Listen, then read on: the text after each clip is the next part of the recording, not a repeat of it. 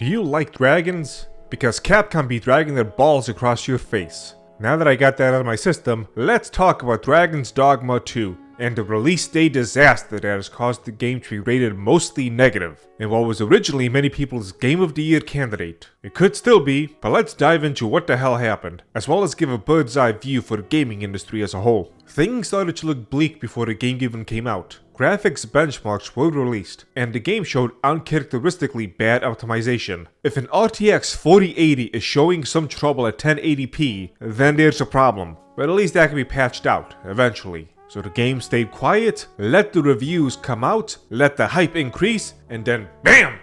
At the last minute, for a $70 single-player game, they drop on us the Nouveau, the infamous anti-cheat software that can crush some people's PC performance on a single-player game, for a game that's already struggling as it is. Considering the fiasco that happened earlier this week, with the finals of an Apex Legends tournament being interrupted with a hack, and folks saying an exploit was found in anti-cheat so bad it will let hackers install malware into your PC, though I don't know if this was confirmed or not, this surprise and unnecessary de novo drop could not have come at a worse time. What really got people all up in arms, however, was the never even hinted at microtransactions. And not just any microtransactions, predatory microtransactions. 21 in total. If I am paying $70 to $80 for a video game, I expect access to change my character's appearance. In Dragon's Dogma, however, you either pay a hefty amount of gold to change minor cosmetics like haircuts, or you use one of only 2 books in the game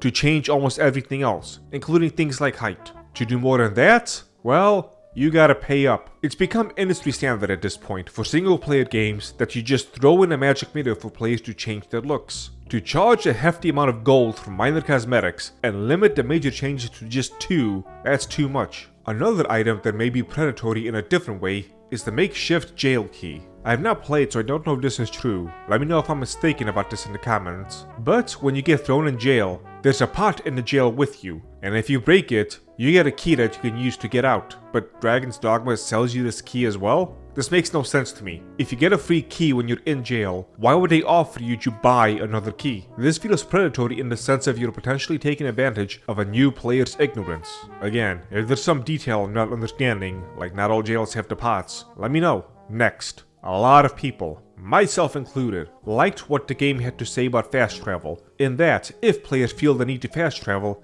it means your game is boring. Unfortunately, this design philosophy is now tainted because they are selling fast travel keys. The game just came out, so time will tell. But if it turns out that fast travel will be important for the game, as you don't want to spend 2 hours fighting mobs or something in between cities to hand in a quest, and you're limited behind a paywall, that's going to piss off a lot of people. The rest is all over the place, and I can't say if it's good or bad. I don't know if the camping gear is necessary, I don't know how important or rare the rift crystals are, but the points I brought up before are the main points that have people upset. So that's what's got people upset. Let's take a look at the overall broader picture of what this means. Game bros, I am sorry to say this, but I think we've lost the microtransaction war.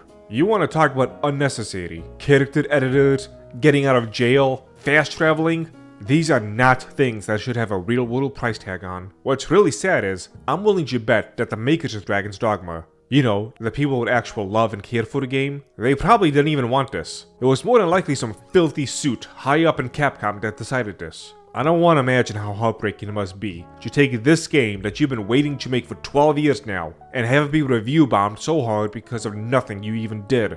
There may be some hope, however, if the pressure stays on. As I've talked about before, something similar happened with Total War Warhammer 3. They jack up the price of a DLC to 3 times what it was traditionally priced at, while giving people less than what the DLC traditionally holds. The game got review bombed to hell, and people refused to buy the DLC. This caused a massive shakeup at Creative Assembly, with huge layoffs. Eventually CA caved, and they upgraded the DLC to include a lot more, making it almost worth this new price tag. So how could Dragon's Dogma fix this? The only avenue I see is to remove this microtransactions entirely and issue refunds, and make it easier to change character appearance in-game, along with a public apology. Anything less and I don't see people being happy. In fact, anything less and I don't see it doing anything but angering people even more. There's no middle ground here. Do what needs to be done. With the recent events with Sweet Baby and the industry as a whole, gamers have been considerably more vocal as of late in fighting back against these horrific practices. Something in the past couple of years has changed in the zeitgeist, making a lot of people, myself included, angrier than we've ever been at this stuff. I think,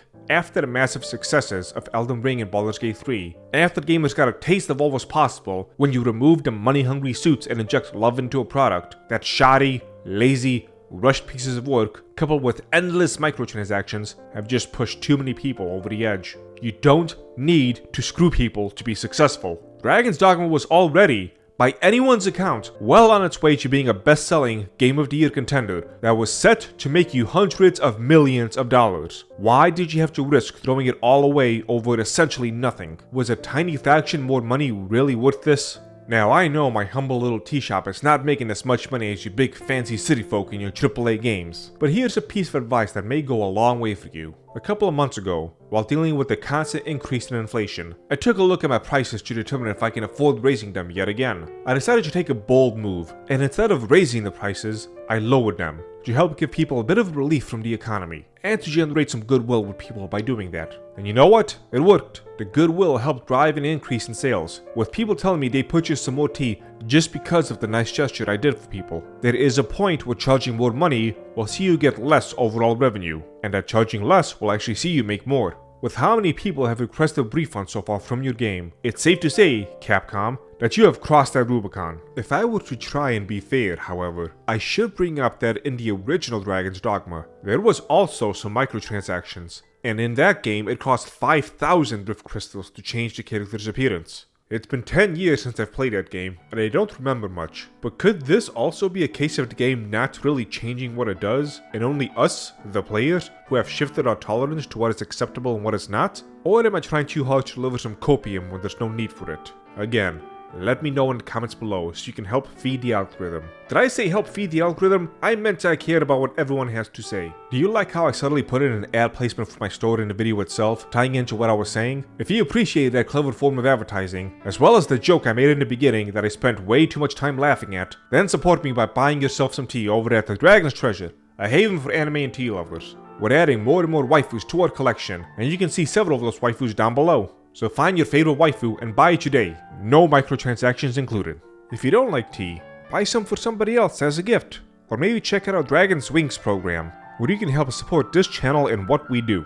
We also sell whole bean coffee, and soon we're gonna add even more products to our store. What those products are, I can't announce just yet, so stay tuned and see what we have to offer. Thank you for watching this video. Like, comment, share, and subscribe.